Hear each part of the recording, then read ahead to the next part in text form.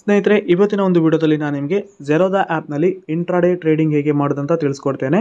ಸ್ನೇಹಿತರೆ, intraday trading ಅಂದರೆ ಒಂದೇ ದಿನದಲ್ಲಿ ಮುಗಿಯುವಂಥ ಒಂದು ಪ್ರೊಸೆಸ್ ಆಗಿರುತ್ತೆ. ಬೆಳಿಗ್ಗೆ ಮಾರ್ಕೆಟ್ ಓಪನ್ ಆದಾಗ ಅಂದರೆ 9:15ಕ್ಕೆ ಮಾರ್ಕೆಟ್ ಓಪನ್ ಆಗುತ್ತೆ.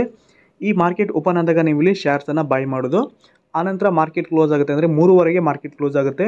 ಈ 3:30 ಒಳಗಡೆ ನೀವು ಈ ಒಂದು ಶೇರನ್ನು ಸೆಲ್ ಮಾಡಬೇಕು. 9:15ರಿಂದ 3:30 ಒಳಗಡೆ ಅಂದರೆ 3:30 ಒಳಗಡೆ ಶೇರನ್ನು ಬೈ ಮಾಡಿ ಸೆಲ್ ಮಾಡುವಂಥ ಪ್ರೊಸೆಸ್ ಆಗಿರುತ್ತೆ. ಇದನ್ನು ಇಂಟ್ರಾಡೇ ಟ್ರೇಡಿಂಗ್ ಅಂತ ಕರೀತಾರೆ. ಇವತ್ತು ನಾನು ನಿಮಗೆ ಬೈ ಮೆಥಡಲ್ಲಿ ಹೇಗೆ ಇಂಟ್ರಾಡೇ ಟ್ರೇಡಿಂಗ್ ಮಾಡೋದನ್ನ ತಿಳಿಸ್ಕೊಡ್ತೇನೆ. ಹಾಗೆ ಸ್ನೇಹಿತರೆ, ಈ ಒಂದು ಇಂಟ್ರಾಡೇ ಟ್ರೇಡಿಂಗಲ್ಲಿ ಎಕ್ಸ್ ಮಾರ್ಜಿನ್ ಕೂಡ ಇರುತ್ತೆ. ಎಕ್ಸ್ ಮಾರ್ಜಿನ್ ಯಾವ ರೀತಿ ಯೂಸ್ ಆಗುತ್ತೆ ಅಂದರೆ ಸ್ನೇಹಿತರೆ, ಈಗ ಎಕ್ಸಾಂಪಲ್ಗೆ ನಿಮ್ಮ ಹತ್ರ 100 ರೂಪಾಯಿ ಇದೆ ಅಂದ್ಕೊಳ್ಳಿ. ಹಾಗೆ ಒಂದು ಟಾಟಾ ಶೇರಿನ ಪ್ರೈಸು 500 ರೂಪಾಯಿ ಇದೆ. ನಿಮ್ಮ ಹತ್ರ ಇರುವಂಥ 100 ರೂಪಾಯಲ್ಲಿ ಆ ಒಂದು 500 ರೂಪಾಯಿ ವ್ಯಾಲ್ಯೂ ಇರುವಂಥ ಟಾಟಾ ಶೇರನ್ನು ಬೈ ಮಾಡೋದಕ್ಕಾಗಲ್ಲ.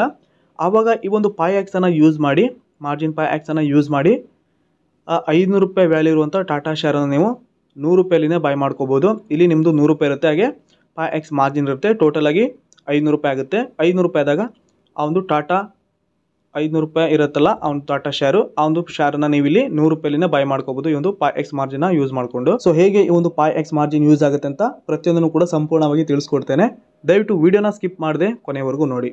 ಸ್ನೇಹಿತರೆ, ನೀವೇನಾದರೂ ಮೊದಲನೇ ಬಾರಿಗೆ ನಮ್ಮ ಚಾನಲ್ ವಿಸಿಟ್ ಮಾಡ್ತಿದ್ರೆ ದಯವಿಟ್ಟು ಸಬ್ಸ್ಕ್ರೈಬ್ ಬಟನ್ನ ತಪ್ಪದೆ ಕ್ಲಿಕ್ ಮಾಡಿ. ಹಾಗೆಯೇ ಪಕ್ಕದಲ್ಲಿರೋ ಬೆಲ್ ಐಕನ್ ಕೂಡ ಆಲ್ ಅಂತ ಸೆಲೆಕ್ಟ್ ಮಾಡಿ ಕನ್ನಡ ಚಾನಲ್ನ ಪ್ರೋತ್ಸಾಹಿಸಿ ಬೆಳೆಸಿ. ಸ್ನೇಹಿತರೆ, ಇದೀಗ ಡೈರೆಕ್ಟಾಗಿ ಒಂದು ಇಂಟ್ರಾಡೇ ಟ್ರೇಡಿಂಗ್ ಹೇಗೆ ಮಾಡೋದಂತ ತಿಳಿಸ್ಕೊಡ್ತೇನೆ. ಈಗಾಗಲೇ ನಾನು ಶೇರ್ಸನ್ನು ಯಾವ ರೀತಿ ಬೈ ಆ್ಯಂಡ್ ಸೆಲ್ ಮಾಡೋದಂತ ವಿಡಿಯೋ ಮಾಡಿದ್ದೇನೆ. ಲಿಂಕನ್ನು ಡಿಸ್ಕ್ರಿಪ್ಷನಲ್ಲಿ ಕೊಟ್ಟಿರ್ತೇನೆ, ಬೇಕಿದ್ದರೆ ಹೋಗಿ ನೀವು ಚೆಕ್ ಮಾಡ್ಬೋದು. ಎಕ್ಸಾಂಪಲ್ ಮೂಲಕ ಸ್ನೇಹಿತರಿಗೆ ನಾನು ಒಂದು ಶೇರನ್ನು ಇಂಟ್ರಾಡೇ ಟ್ರೇಡಿಂಗಲ್ಲಿ ಯಾವ ರೀತಿ ಟ್ರೇಡ್ ಮಾಡೋದಂತ ತಿಳಿಸ್ಕೊಡ್ತೇನೆ. ಮೊದಲಿಗೆ ನಾನಿಲ್ಲಿ ಶೇರನ್ನು, ಒಂದು ಕಂಪನಿ ಶೇರನ್ನು ಓಪನ್ ಮಾಡ್ಕೋತೇನೆ. ಸೊ ಈಗ ನಾನಿಲ್ಲಿ ಕೆನರಾ ಬ್ಯಾಂಕ್ ಶೇರನ್ನು ಓಪನ್ ಮಾಡಿದ್ದೇನೆ. ಈ ಒಂದು ಶೇರ್ ಪ್ರೈಸು 115 ರೂಪಾಯಿ ಇದೆ. ಈಗ ಡೈರೆಕ್ಟಾಗಿ ನಾನಿಲ್ಲಿ ಈ ಒಂದು ಬೈ ಮೇಲೆ ಕ್ಲಿಕ್ ಮಾಡ್ಕೋತೇನೆ. ಆನಂತರ ಈ ರೀತಿ ಒಂದು ಎಂಟರ್ಫೇಸ್ ಓಪನ್ ಆಗುತ್ತೆ. ಇಲ್ಲಿ NSE BS ಅಂತ ಎರಡು ಮೆಥಡ್ ಇರುತ್ತೆ. ಇಲ್ಲಿ NSEನ ಸೆಲೆಕ್ಟ್ ಮಾಡ್ಕೋತೇನೆ.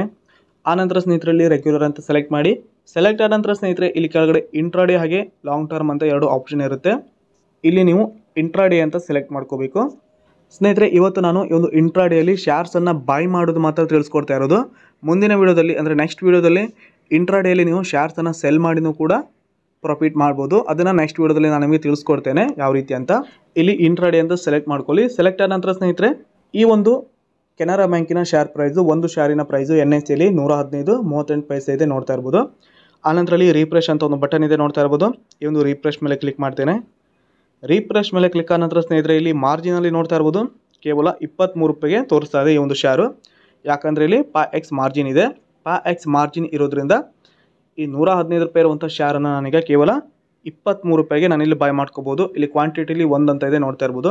ಸ್ನೇಹಿತರೆ, ಇಲ್ಲಿ ಒಂದು ಕ್ವಾಂಟಿಟಿಗೆ 23 ರೂಪಾಯಿ ಆಗುತ್ತೆ.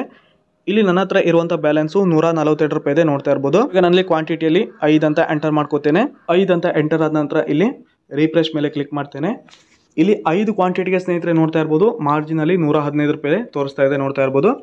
115 ರೂಪಾಯಲ್ಲಿ ನಾನು ಈ ಒಂದು 5 ಕ್ವಾಂಟಿಟಿನ ಬೈ ಮಾಡ್ಕೋಬೋದು.